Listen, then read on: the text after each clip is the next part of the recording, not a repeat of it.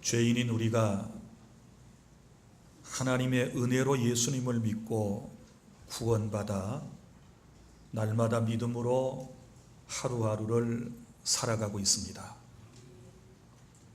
믿음의 사람이 살아가는 삶이라고 하는 것은 한마디로 말하면 경건한 삶을 통해서 하나님께 영광을 돌려드림에 있습니다.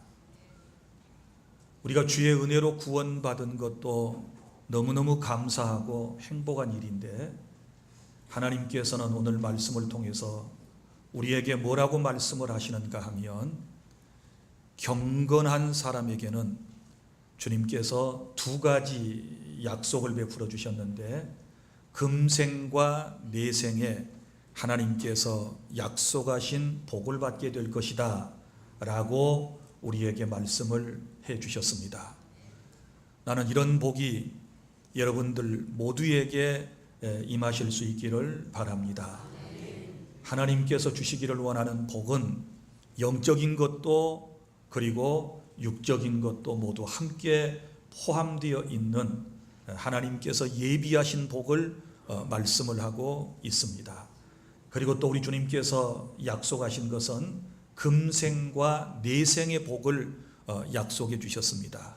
살아있는 동안도 복을 받고, 그리고 죽은 다음에도 주님 앞에 섰을 때 우리가 상급을 받게 될 것에 대하여 약속의 말씀을 주신 것이지요. 그래서 우리는 늘 이 말씀대로 살아서 복을 받는 그런 인생을 살아야 하는 것입니다. 그런데 안타깝게도 우리가 하나님의 말씀대로 살지 못하면 어떻게 되는가? 여기에 대해서 생각해 보셨습니까? 구원받은 우리가 경건한 삶을 통해서 하나님께 영광을 돌려드려야 하는데, 그렇게 살지 못하면 하나님께서 우리를 어떻게 대하실까? 예를 들어서 우리가 구원받은 하나님의 사람으로서 우리의 삶에 가장 우선순위를 두어야 할 것이 예배하는 삶인데, 우리가 예배를 등한히 한다거나 혹은 예배를 한다고 하지만 영이신 하나님께 영과 진리로 올바른 예배를 드리지 못하게 되면 우리 하나님께서 그 모습을 보시고 어떻게 반응하실 것인가?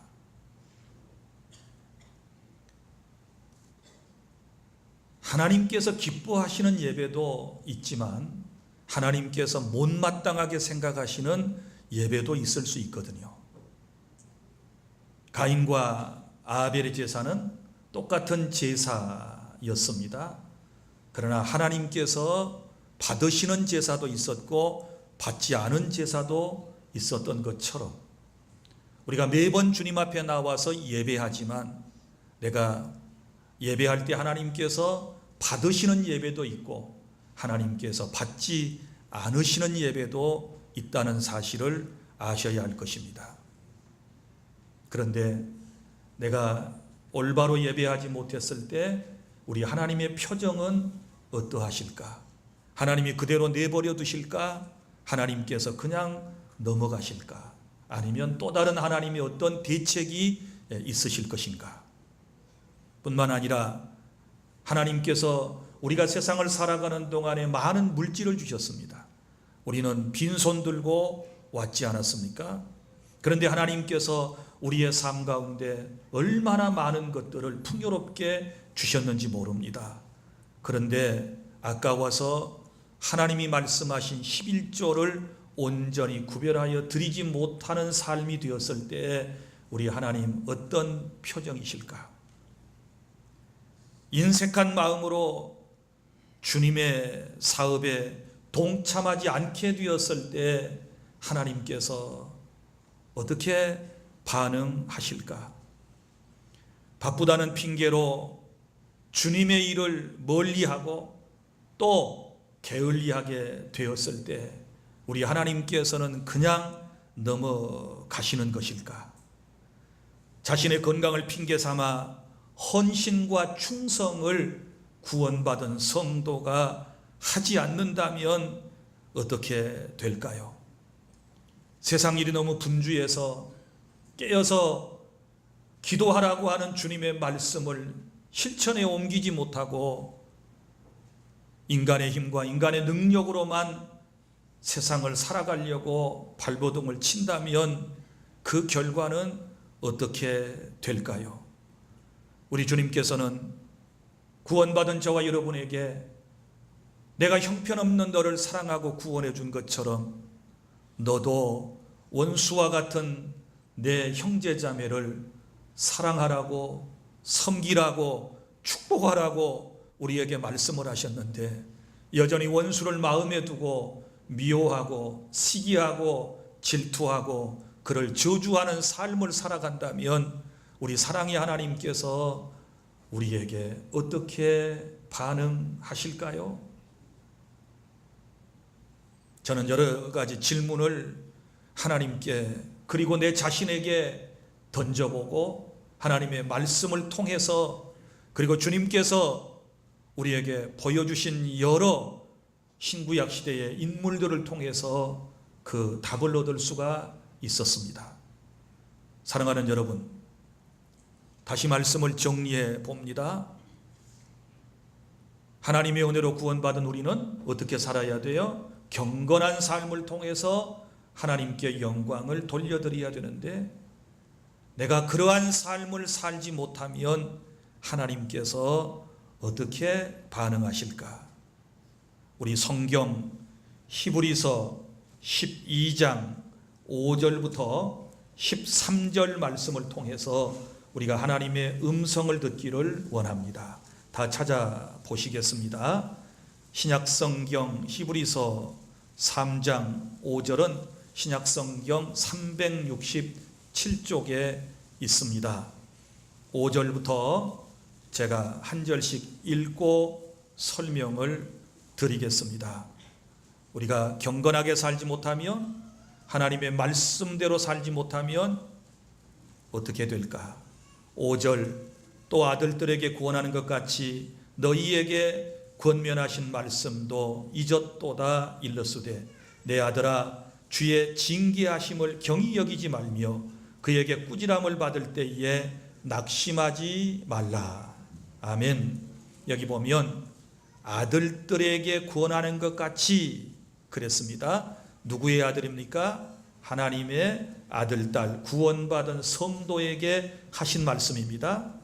구약성경을 인용을 했는데 내 아들아 주의 징계하심을 경히 여기지 말며, 자, 첫 번째 나오는 단어가 무엇입니까? 징계라는 말씀입니다. 우리가 바로 살지 못하면, 경건하게 살지 못하면 주님의 징계하심이 있다. 그리고 그 밑에 보면 그에게 꾸지람을 받을 때에, 누구에게 꾸지람을 받습니까? 하나님께 꾸지람을 받을 때에 6절입니다. 주께서 그 사랑하시는 자를 징계하시고, 자, 누구를 징계하십니까? 사랑하시는 자를 징계하신다. 누가? 주님께서 사랑하시는데 징계하신다. 이렇게 말씀을 하셨습니다. 그가 받아들이시는 아들마다 채찍질 하심이라 하였으니, 자, 어떤 아들에게 지금 채찍질을 합니까? 사랑하는 아들에게 채찍질을 합니다. 왜 채찍을 맞습니까? 잘못했기 때문에, 경건하게 살지 못하기 때문에 채찍이 있다라고 말씀을 하시면서 너희가 참음은 징계를 받기 위함이라 하나님이 아들과 같이 너희를 대우하시나니, 영접하는 자 곧 그 이름을 믿는 자들에게는 하나님의 자녀가 되는 권세를 주셨다고 말씀을 하신 우리 주님께서 우리들을 아들이라 이렇게 말씀을 하시고 아들과 같이 너희를 대우하신다. 어찌 아버지가 징계하지 않는 아들이 있으리요? 징계는 다 받는 것이거늘 너희에게 없으면 사생자요 친아들이 아니니라. 무슨 얘기입니까? 여러분, 징계는 꾸지람 혹은 채찍질이라고 하는 말로도 표현할 수 있는데, 매를 때린다 라고 하는 말씀으로도 표현할 수 있는데, 여러분이 아셔야 할 것은 징계하고 형벌은 다른 것입니다.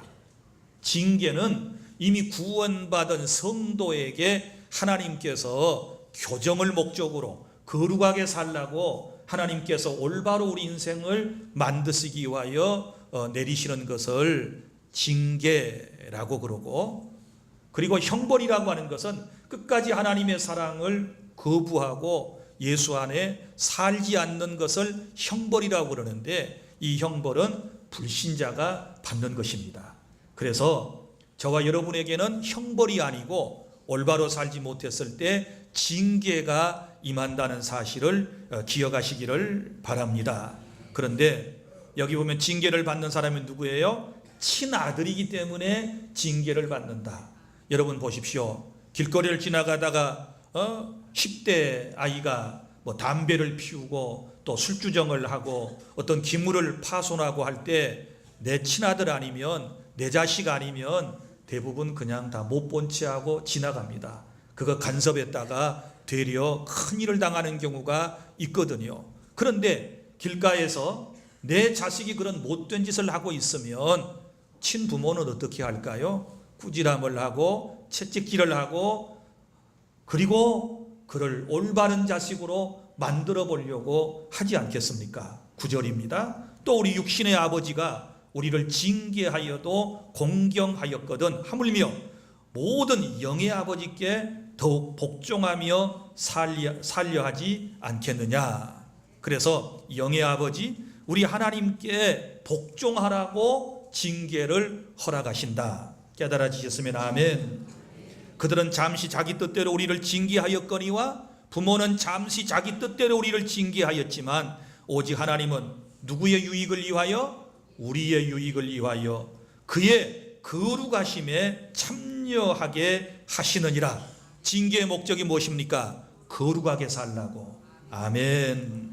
그래서 11절, 무릇 징계가 당시에는 즐거워 보이지 않고 슬퍼 보이나 후에 그로 말미암아 연단받은 자들은 의와 평강의 열매를 맺느니라. 할렐루야.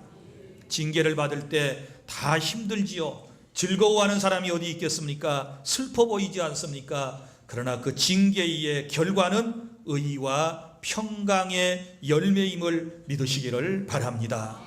그래서 12절, 그러므로 피곤한 손과 연약한 무릎을 일으켜 세우고 너희 발을 위하여 곧 곧은 길을 만들어 저는 다리로 하여금 어그러지지 않고 고침을 받게 하라. 이게 징계의 목적입니다.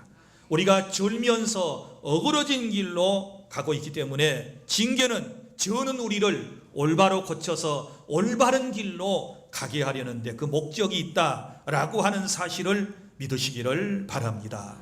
그런데 하나님께서 우리가 어그러진 길로 갈 때, 우리가 경건한 삶을 살지 못할 때 징계를 하신다 그랬는데, 징계에는 목록이 있습니다. 제가 징계의 목록을 여러분에게 소개를 해 드리겠습니다. 이것이 여러분들에게 해당되면 여러분 징계받고 있다, 하나님이 깨달으라고 나에게 이런 일을 허락하셨다 생각하고 빨리 깨닫고 회복하시는 여러분이 되시기를 바랍니다. 먼저는 정신적인 고통이 있습니다. 무슨 얘기인가 하면, 우리가 구원받은 성도로서 올바른 삶을 살아내지 못하면 정신적인 고통이 찾아와요. 죄를 짓고 나면 정신적인 고통이 찾아옵니다. 에덴 동산에서 아담과 하와가 하나님께서 금하신 선악을 알게 하는 나무의 열매를 따먹고 난 이후에 정신적으로 고통을 당했던 모습을 볼 수 있지 않습니까? 먼저는 얼마나 마음이 두려웠는지 모릅니다. 마음이 불안했습니다. 죄를 짓고 나니까 두려웠어요. 불안했어요. 그래서 동산나무 숲 사이에 숨었다라고 말씀을 하지 않습니까? 이사야 선지자는 벌써 이 말씀을 깨닫고 악인의 마음 속에는 평강이 없다, 이렇게 말씀을 하셨지 않았습니까? 가인과 아벨의 경우에도 보세요. 두 사람 형제가 하나님께 제사를 드렸습니다. 그 제사의 결과 한 사람의 제사는 하나님께 상달되었지만 한 사람의 제사는 상달되지 못했습니다. 제사가 상달되지 못했던 가인이 아벨을 쳐 죽이지 않습니까? 그런데 동생을 죽이고 난 이후에 그의 마음은 극도의 불안감에 빠졌습니다. 그리고 뭐라고 고백합니까? 만나는 사람이 나를 죽일까 두려워하나이다. 이렇게 말해요. 죄를 짓고 나면, 하나님께 영광을 가리우는 일을 하고 나면 누구에게나 이런 정신적인 고통이 찾아옵니다.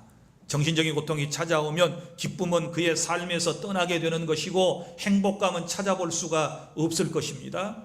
사랑하는 여러분, 밤잠을 이루지 못하고 정신적으로 늘 혼란스럽고 고통스러운 사람들, 그냥 이거 우연히 요즘 내가 잠을 못 자고 있어, 요즘 생각이 너무 많아서 불안해, 그렇게 넘어갈 일이 아니고 하나님의 말씀의 거울 앞에 자기 자신을 성찰하면서 깨닫는 시간이 될 수 있기를 바랍니다.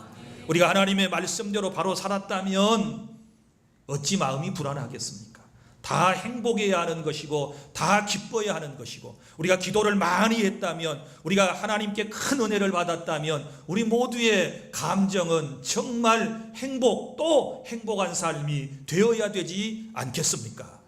어찌됐든 간에 마음이 불안하고 정신적으로 고통을 받고 있는 것은 여러분 스스로가 깨달아야 할 문제라는 것을 아시기를 바랍니다. 그 다음에 두 번째 목록 가운데 이런 것이 있습니다. 물질에 어려움이 생깁니다. 한마디로 말하면 물질적인 고통을 받게 하십니다. 왜 그런 줄 아십니까? 물질과 사람의 마음은 연결되어 있거든요. 뗄래야 뗄 수 없는 불가분리의 관계를 가지고 있지 않습니까? 예수님께서도 뭐라고 말씀하셨습니까? 내 물질 있는 곳에 내 마음도 있다 라고 말씀을 하셨습니다. 사람들은 누구나 물질에 애착을 가지고 있습니다. 그 물질을 얻기 위하여 때로는 생명까지도 포기하려고 하는 사람들이 있을 정도가 아니겠습니까? 그래서 하나님께서는 때로 물질을 통하여 우리에게 어려움을 주시면서 우리를 깨닫게 하십니다. 잘 되던 일이 갑자기 안 되는 수가 있습니다. 잘 나가던 사업체가 갑자기 망하는 수도 있을 수 있습니다. 이것이 우연일까요? 우연이 되어지는 일은 하나도 없다는 사실을 우리는 인정합니다. 다 하나님의 절대 주권 하에서 일어나고 있는 일들이기 때문에 우리는 한 사변, 한 사건을 통해서도 깨닫는 지혜가 저와 여러분에게 있어야 될 줄 믿습니다. 물질적 손해를 어떻게 보았습니까? 어떤 사람은 친구 혹은 아는 사람 빚보증서 가지고 그것을 떠안아가지고 물질적인 어려움을 겪는 사람들이 얼마나 많이 있습니까? 자신은 한 번도 써본 적도 없는데 남의 빚을 갚아대느라고 정말 고통스러운 나날을 보내는 사람도 우리 가운데 있는 것을 저는 알고 있습니다. 이거 굉장히 힘들고 어려운 일입니다. 많이 버는 것 같은데 쌓여지지 않는 이유는 어디 있을까요? 남들보다 열심히 일을 했는데 수고의 대가를 얻지 못하여 여전히 핍절한 삶을 살아가는 것은 무슨 연고일까요? 구약성경 학개서에 이런 말씀이 있는 것 아시지요?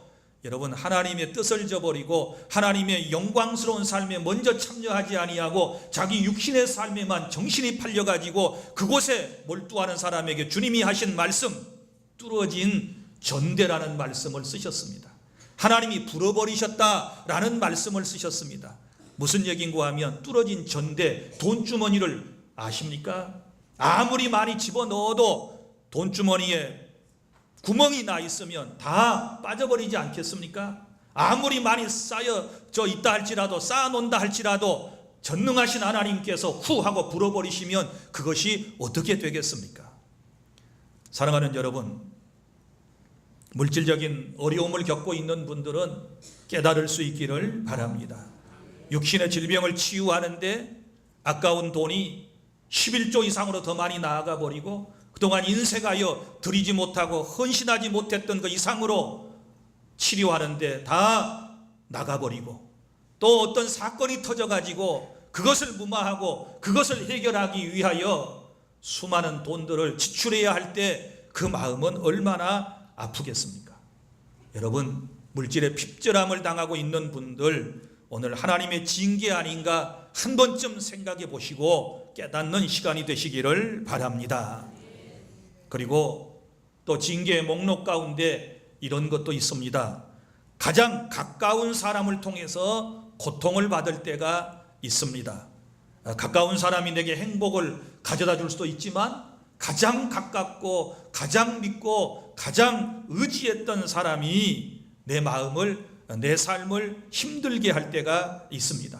때로는 남편일 수 있고요, 때로는 아내일 수도 있고요, 때로는 그 하늘 같은 부모님일 수도 있고요, 애지중지 길렀던 자식이 내 마음을 아프게 할 때가 있고 나를 힘들게 할 때가 있습니다. 가장 가까운 사람들을 통하여 요즘 어떤 정신적인 그리고 물질적인 환경적인 어려움을 당하는 분들, 왜 나는 안 그런데 내 인생이 이렇게 힘들어, 그렇게만 말씀하시지 말고 내가 하나님께 어떻게 살았는지도, 어떻게 인간관계를 했는지도 한번 따져보아야 하실 것이고, 그리고 하나님의 말씀의 거울 앞에서 다시 말하지만 여러분, 남을 바꾸려고 하지 말고 내 자신을 먼저 바꾸는 시간이 될 수 있기를 바랍니다. 제가 지난 시간에도 말씀을 드렸지만 거울 앞에 선 내 모습 못마땅하다고 거울 바꿀 일 아니고 내 모습을 바꾸면 되는 것입니다. 우리 가정의 모든 일이 못마땅하다고 가정을 바꾸고 남편을 바꾸고 아내를 바꿀 일이 아니고 나 자신만 바꾸면 되는 것입니다. 사랑하는 여러분, 가장 가까운 사람을 통해서 힘들고 어려운 것들 우리에게 있을 수 있습니다. 눈물을 누구보다도 더 많이 흘려야 할 그런 상황에 계신 분들도 계시리라고 생각을 합니다. 이럴 때 여러분, 빨리 나는 여러분 모두가 말씀을 통하여 회복하실 수 있기를 바랍니다. 그리고 징계 목록 가운데 이런 것도 있습니다. 이제는 하나님의 징계가 점점 저 멀리서부터, 정신에서부터 내 육체로, 그리고 내 삶에 가까이 오는데 자기 자신에게 직접적인 고통이 가해질 때가 있습니다. 보세요. 어떤 사람은 원치 않는 질병을 얻게 돼요. 뜻하지 않는 병명에 대한 선고를 받고 당황해하는 분들이 있지 않습니까? 그렇게 건강했던, 자신만만했던 내 몸이 병들고 유약해질 때 여러분, 그냥 우리가 내가 과로했어, 내가 너무 힘들었어, 내가 늙고 병들어서 이제 이만할 때가 됐어 하고 넘어갈 수도 있겠지만 진짜 기도하는 사람은 그렇게 생각하지 않습니다. 그리고 뿐만 아니라 질병뿐만 아니라 어떤 사고로 갑자기 내 육체에 어떤 기능이 손실되고 손상되고 또 제대로 작동하지 않는 이런 일들을 경험하게 되었을 때 여러분, 인생이 힘들어져요. 여러분, 우리가 그 전에 깨달았으면 얼마나 좋았겠어요? 그 전에 우리가 마음이 괴로울 때, 밤잠을 이루지 못했을 때 기도하는 삶으로 전환했더라면 얼마나 좋았겠어요? 물질의 어려움을 겪고 있을 때 더 하나님 앞에 올바른 11조를 드리고 더 하나님 먼저 생각하고 주님께 드리는 삶을 살았더라면 얼마나 좋았겠어요? 그런데 그렇게 살지 못해서 이런 일이 생겼다 생각하고 깨달을 수 있기를 바랍니다. 이쯤 되면 이제는 보통 사람 같으면 깨달아야 되는데 그래도 깨닫지 못하는 사람이 있습니다. 그 마지막 하나님의 방법, 오해하지 말고 들으실 수 있기를 바랍니다. 끝까지 못 깨달으면 하나님이 그 생명을 불러가십니다. 보세요, 하나님의 구원은 변함이 없습니다. 믿습니까? 한 번 하나님이 언약하신 것은 변개함이 없습니다. 예수님을 믿으면 구원받는다는 사실은 절대 진리이고 불변입니다. 그런데 지금 문제는 예수님을 믿고 구원받은 내가 올바로 살지 못했을 때 지금 상황을 말씀을 하고 있지 않습니까? 그래서 징계를 하나님이 하셨는데도 불구하고 삶의 태도를 바꾸지 않고 어떤 변화가 실질적으로 일어나지 않으면 하나님께서 육신은 멸하고, 안타깝지만 그 육체는 하나님께서 이제 더 이상 생존하지 못하도록 하게 하시고, 그리고 그 영혼은 주님께서 주 예수의 날에 구원하시겠다라고 고린도전서 5장 5절에 말씀을 하셨습니다. 이것도 징계로서 하나님의 사랑의 표현, 방법인 줄로 믿으시기를 바랍니다. 그러나 여러분, 한 가지 제가 이 말씀을 드리면서 걱정이 되는 것은 때론 우리의 삶의 현장에서 정말 바로 살고 충성을 다하고 기도생활 열심히 하고 헌신 다하고 원수까지도 사랑하며 살아가는데 여러 가지 어려운 일들을 당한 분들이 있을 수 있습니다. 그것은 특별한 하나님의 목적에 의해서 하나님의 특별하신 분들 가운데 그런 분들이 있을 수 있습니다. 우리 하나님께서 그것은 분별하실 일이고요. 그것은 하나님의 거룩하신 뜻을 이루기 위해서 이런 고난의 현장 속에 하나님이 살게 하실 수도 있다는 사실을 여러분 예외로 인정하시기를 바랍니다. 그러나 우리가 모든 것을 다 그렇게 생각하면 자기 자신을 의롭다고 여기지 않겠습니까? 자기 자신을 의롭다고 여기면 이게 이제 보통 문제가 아니에요. 그래서 어떤 어려움이 와도 일단 내가 회복하고 내가 살기 위해서는 이 모든 책임이 누구에게 있다? 나에게 있다. 나의 잘못이다. 내가 예수 믿고 바로 살지 못해서 이런 어려운 일이 왔다라고 깨달아야 내가 살 수 있고 회복의 역사가 일어날 수 있는 줄 믿으시기를 바랍니다. 절대 힘들고 어려운 삶 가운데서 원망할 일이 아닙니다. 다른 사람에게 모든 책임을 전가할 일이 아닙니다. 남을 탓할 일이 아닙니다. 나 자신을 성찰해야 될 줄 믿으시기를 바랍니다.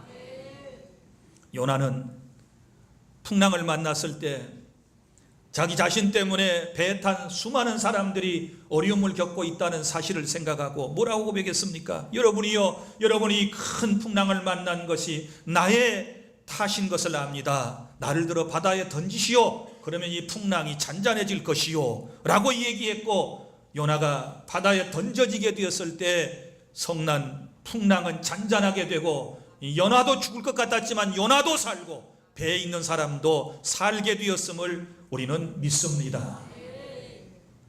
성군 다윗이라고 하는 사람이 여러 가지 어려움을 겪었습니다.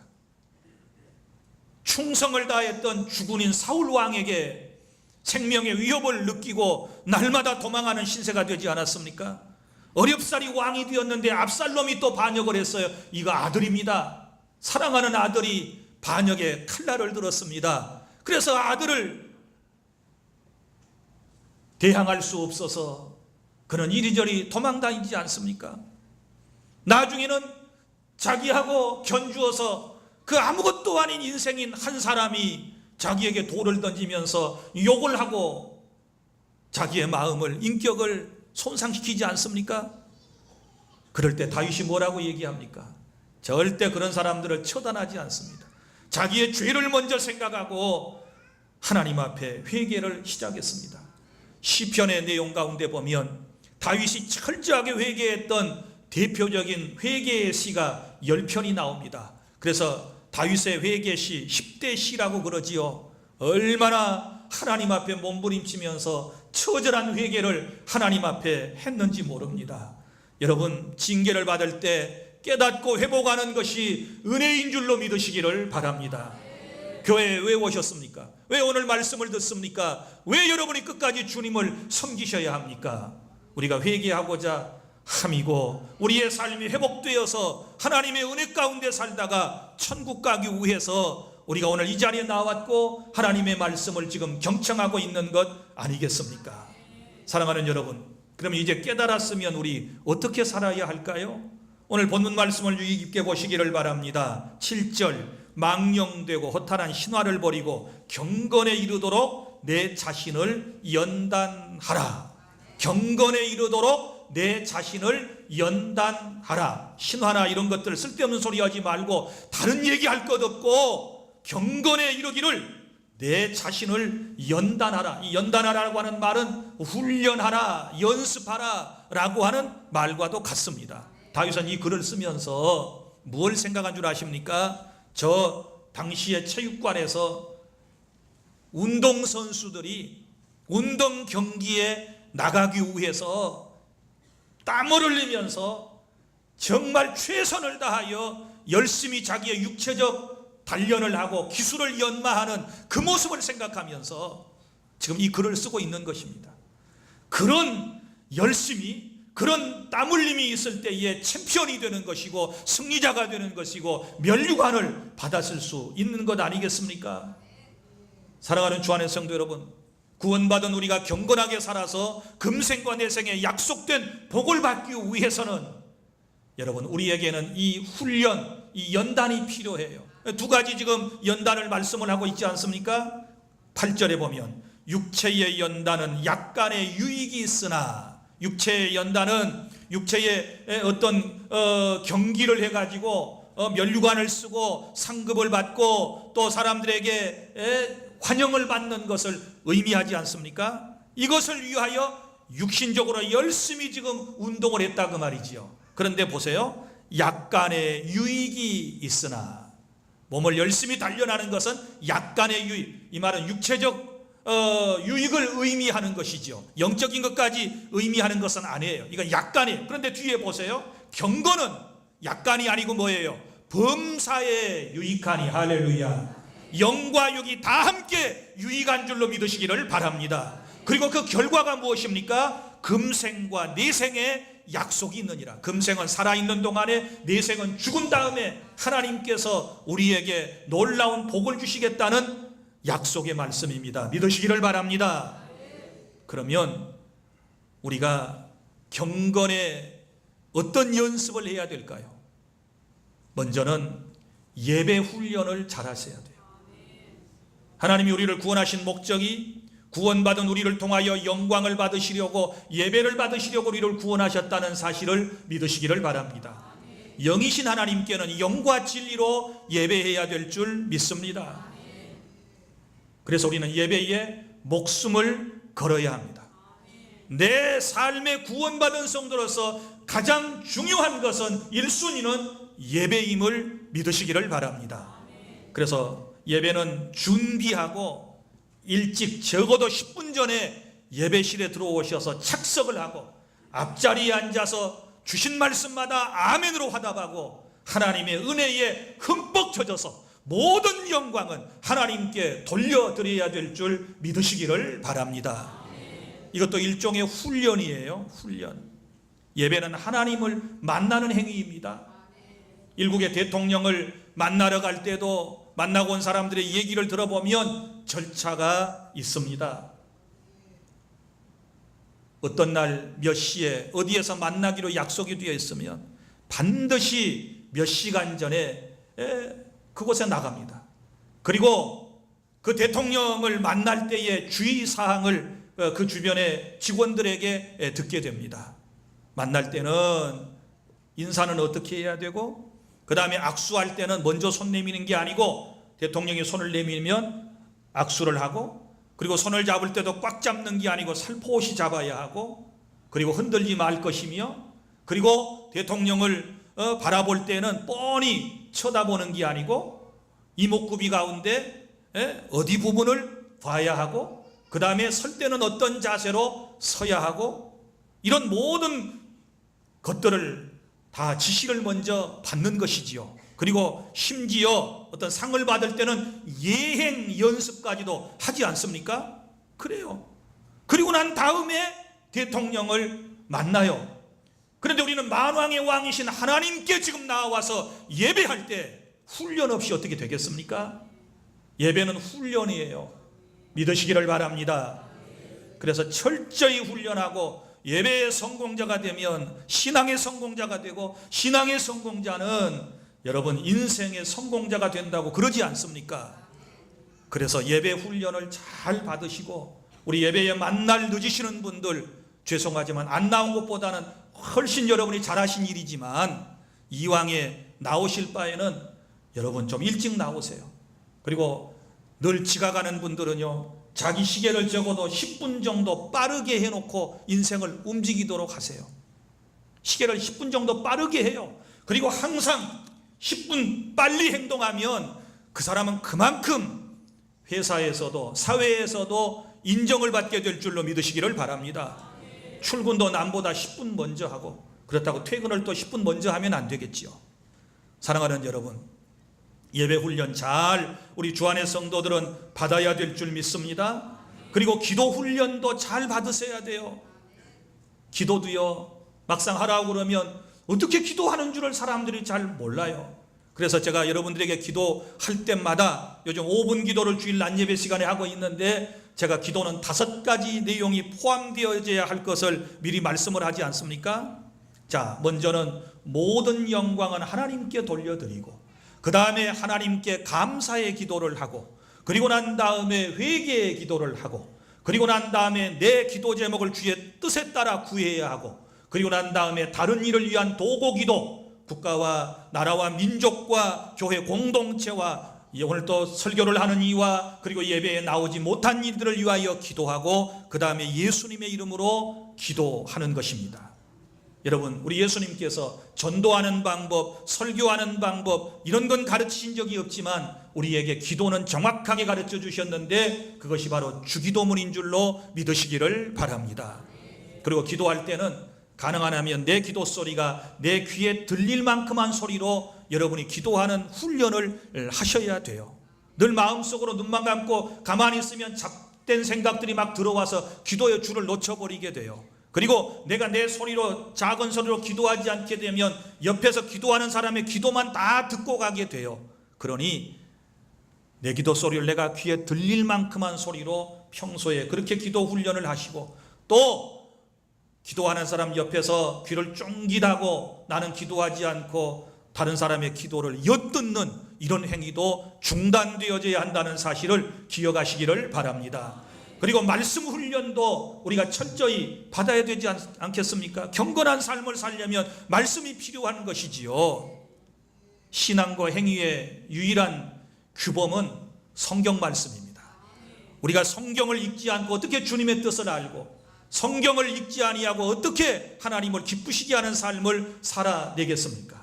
그래서 하루에 석 장, 주일에 5장을 읽어서 1년에 한 번 정도는 우리가 성경을 완독하는 이런 훈련 또한 해야 되지 않겠습니까? 성경은 하나님께서 우리에게 보내주신 사랑의 편지라고 그러지 않습니까? 사랑하는 사람에게 편지를 받으면 그것을 그대로 방치해 두는 사람이 어디 있겠습니까? 받아다가 여러분 책상 위에 올려놓고 그대로 놔두는 사람이 어디 있겠습니까? 받자마자 곧바로 개봉하여 보지 않겠습니까?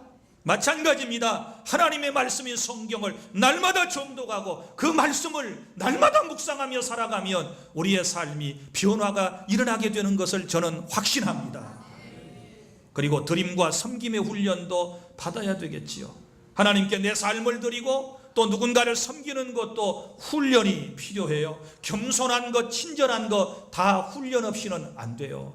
어릴 때부터 겸손 훈련을 아이들에게 시켜놓으면 보세요. 애들이 인사깔이 있고요, 친절하고요, 에티켓이 분명히 있고요, 누구에게나 칭찬받고 정말 인정받고 그렇게 세상을 살아가게 될 줄로 믿으시기를 바랍니다. 주안교회에서 신앙생활은 훈련입니다. 믿습니까? 경건에 이르는 훈련이 우리에게 필요합니다. 이제는 다른 사람을 연단시키려고 하지 말고 내 자신을 연단하라고 말씀하신 대로 우리 자신을 부지런히 연단해야 우리가 거룩한 성도가 되어 하나님께 영광 돌리고 금생과 내생에 약속된 복을 받아 누리게 된다는 사실을 믿으시기를 바랍니다. 말씀을 맺습니다. 우리는 하나님의 은혜로 구원받은 성도입니다. 어떻게 살아야 됩니까? 경건하게 사셔야 합니다. 경건하게 살면 어떤 복이 있습니까? 금생과 내생에 약속된 복이 있습니다. 그런데 경건하게 살지 못하면 무엇이 찾아옵니까? 징계가 옵니다. 징계를 통하여 깨닫고 회복하는 역사가 있어야 될 줄로 믿으시기를 바랍니다. 그리고 경건하게 살기 위해서 이제는 신앙생활의 전반에 걸쳐 훈련받는, 연습하는, 연단하는 이 과정을 통하여 경건한 성도로 거듭나서 경건한 삶을 통하여 하나님께 영광 돌리는 저와 여러분 모두가 되실 수 있기를 바랍니다. 기도하겠습니다.